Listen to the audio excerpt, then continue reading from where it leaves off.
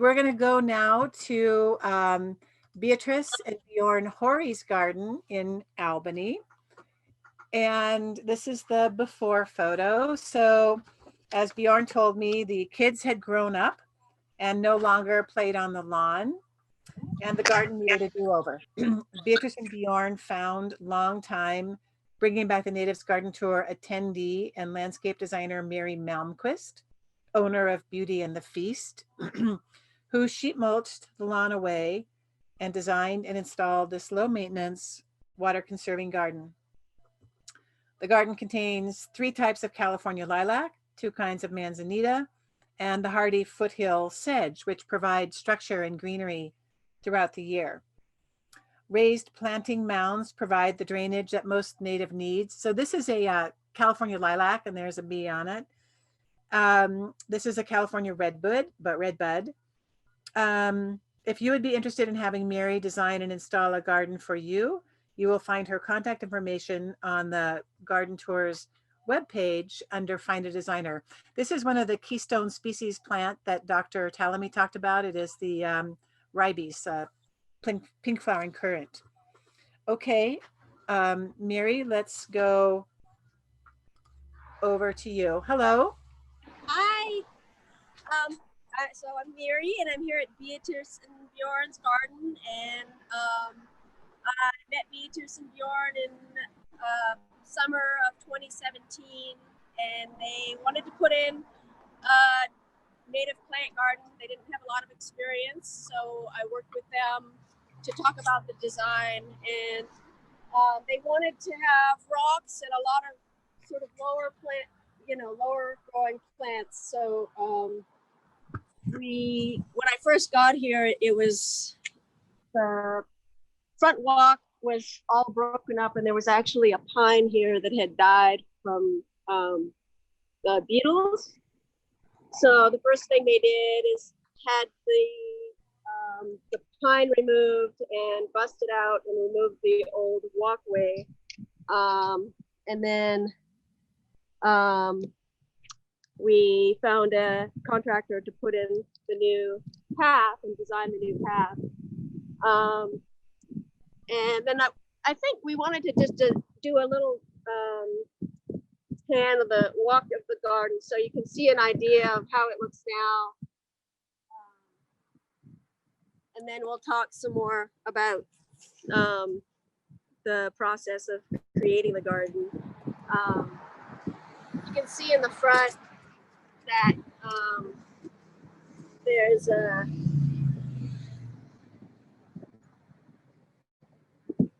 lower, we use the Manzanita Radiant, which is a really low growing variety, and the blue fescues, which are, we used Elijah blue,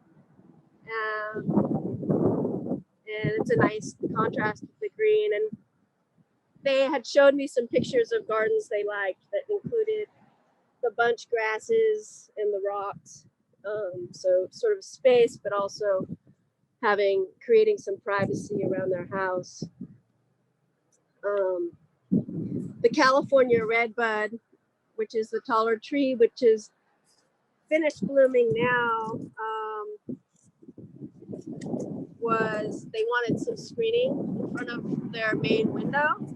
And this is a picture of it when it was in full bloom, the Circes occidentalis. So it has a really fantastic early bloom. And the ceanothus we used was Julia Phelps, which is here, and it's just finishing up its bloom.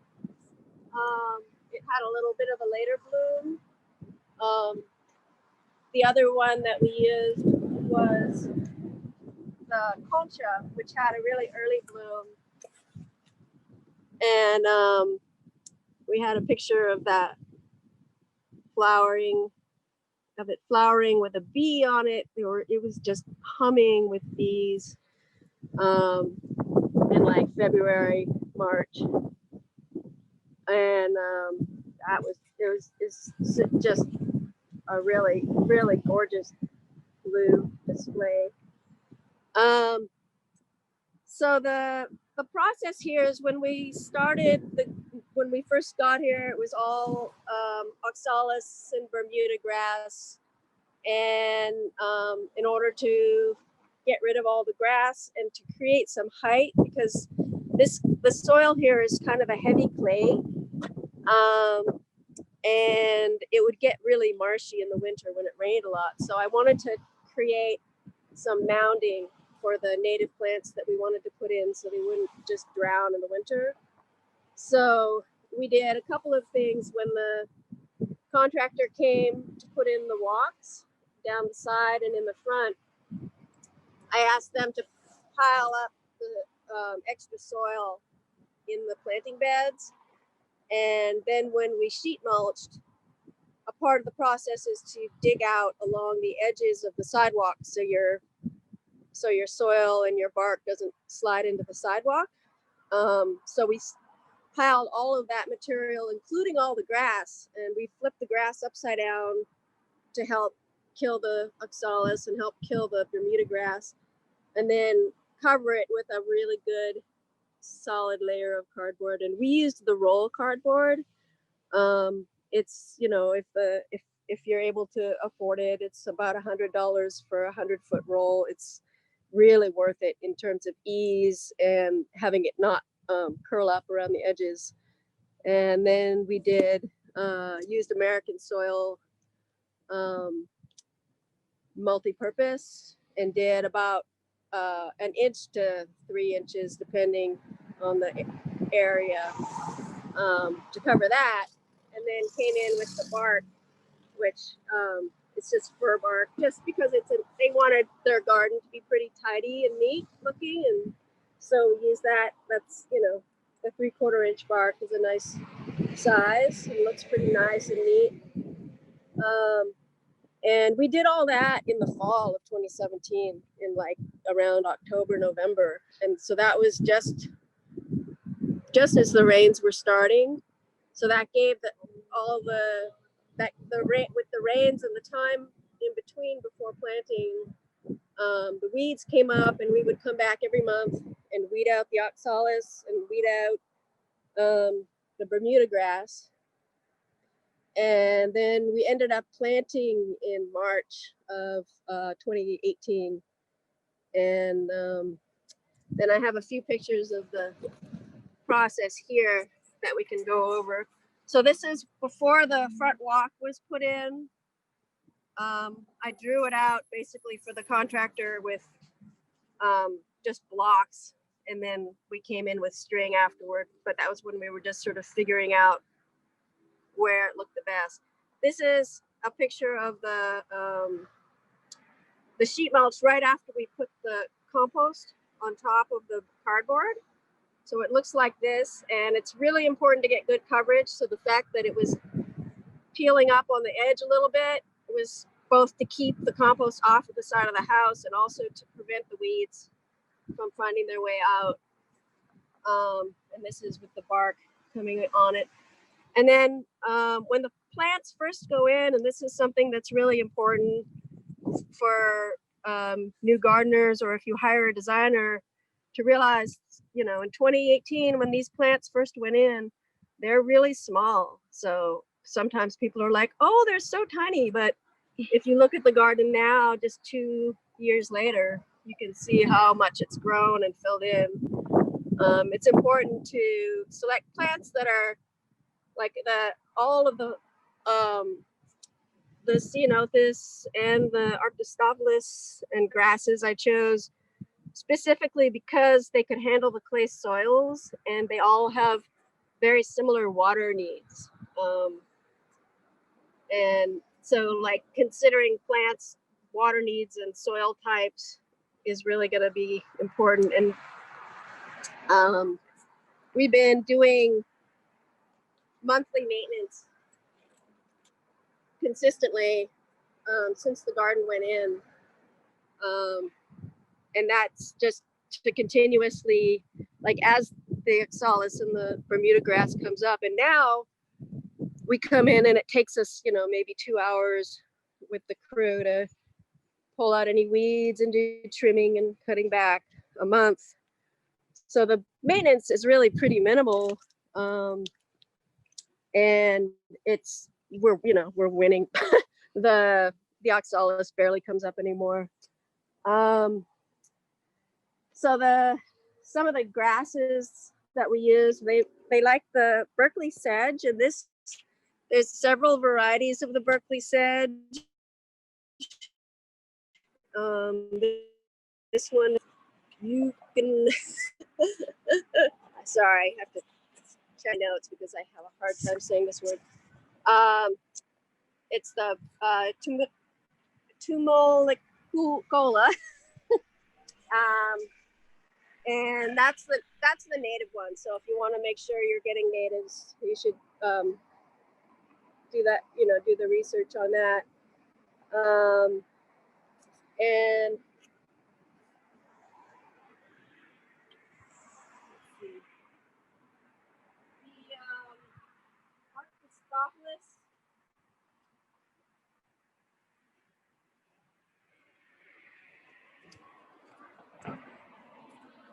Have nice, beautiful pictures. To thank my friend Barbara, who's a graphic artist, for making these fantastic pictures. So this is back in like December, January, when the Archistophilus was blooming. I used the Densiflora Sentinel. It's one of the Archistophilises that takes garden, it does better in gardens than some of the varieties that can be, sensitive to overwater or different soil types. And another one of the sort of structure plants that we used was the variety Sanguinium.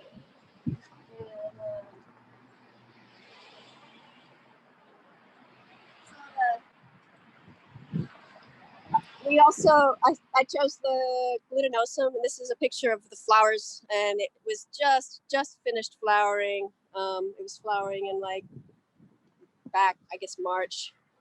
The glutinosum has more of an upright structure, and it's easy to keep it. We wanted to keep it, fairly narrow, so I'm able to prune back the branching that comes out into this little path. And it has slightly bigger leaves, and it has just fantastic flower display. Another thing I wanted to point out is that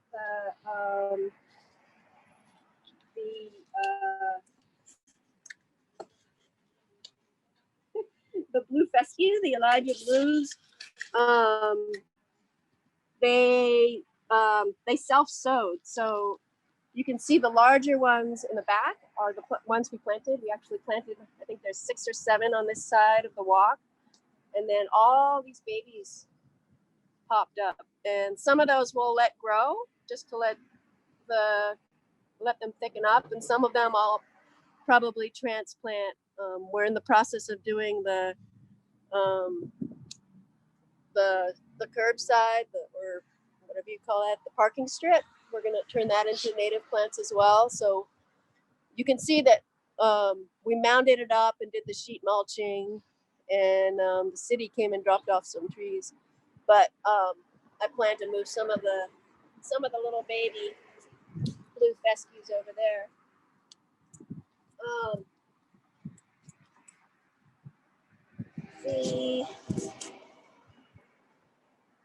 Just this spring, we added a few new flowering things. One that's doing really well, one of my favorites, is the little native penstemon.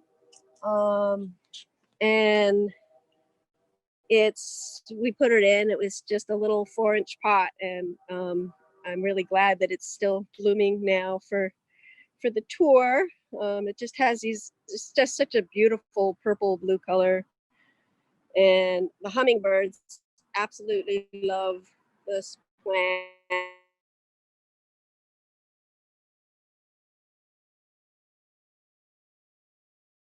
Another plant that is a really good hummingbird plant is the California fuchsia, and partly to add a little more color, but also to create some food for the hummingbirds. A consideration that we had was to try to have things that would bloom throughout the year. So the California fuchsia, which is the Epilobium canum, is just starting to bloom now, and it's actually blooming earlier than it often does, and it'll keep on blooming right through into late fall, early winter. And then that's, besides getting the beautiful red flowers, you also are feeding the hummingbirds and getting to see a lot more wildlife. I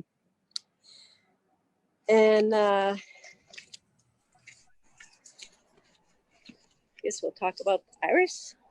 So Mary, we should probably, after you talk about the iris, we'll wrap up in the interest of time. Okay, I wasn't sure what our time was. Yeah, so the other, for a little more color and contrast, along the front walk, we planted the Pacific Coast iris, and this is Pacific Gold, I believe it's called, which they just finished blooming.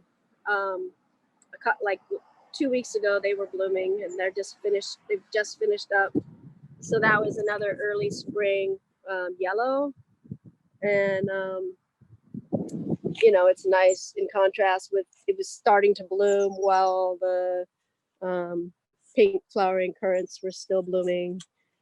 And yeah, so it's come out really, really well. I'm very happy with this garden. So thank you all, and happy Mother's Day for everyone, especially my mom, who I know is watching. All right. Well, Mary, the garden looks so beautiful. It's really lovely. And your friend Barbara did a terrific job on the photos. And Amira, I've said it before, you have a great career in front of you as a camera woman, should you choose to accept that. Amaya Peterson. She's also a fantastic artist. So you will be seeing her comic books in stores soon. All right. Well, thank you both for showing us the garden. Yeah, thank you so much for putting together this on this tour online so fast. That was amazing. Thank you. I've been watching it last weekend and this weekend. It's just so great. So thank you. All right. Thank you.